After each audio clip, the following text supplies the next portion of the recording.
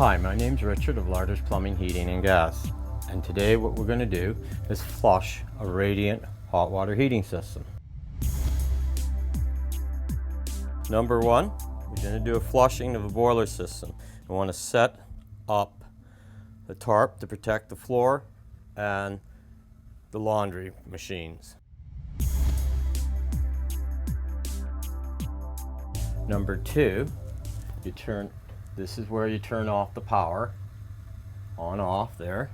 Number three, this is where you isolate the loop. The next step, you hook up a hose to the hot water tank and you flush the hot water tank for a gallon and make sure it's clean.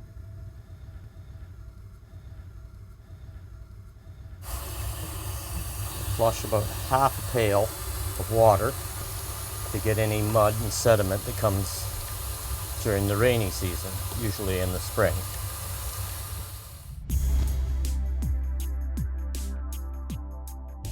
Next, you're going to hook up to the hot water of your hot water tank with a hose.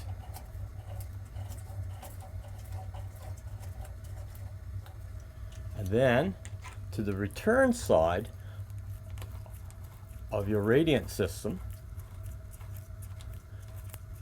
and not completely, then you open this up to get any air out. And once you got water coming through, then you shut it off.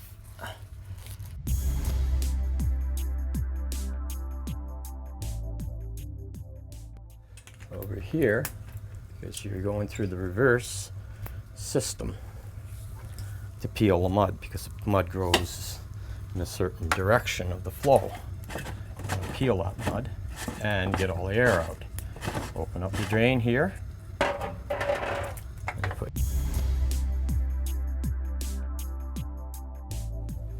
and then you slowly open it up here and open up here, and you have the zone valve for the zone that you're doing open and clicked in.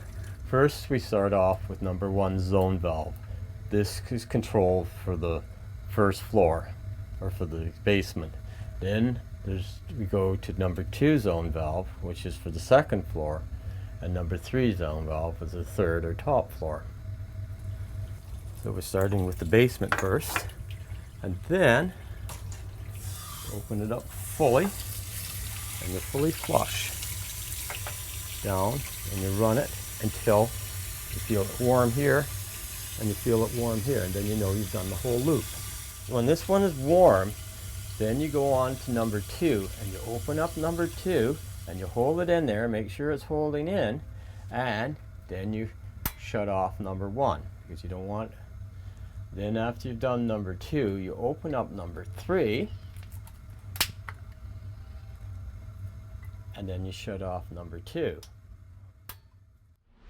Now that it's all done, you don't forget, the most important part is turning on the valves, the isolation valves, and turning on the power to the boiler. That's all there is to it. And if there's any problems, please give me a call or check me out on my website at larterplumbing.com. Thank you. Have a great day.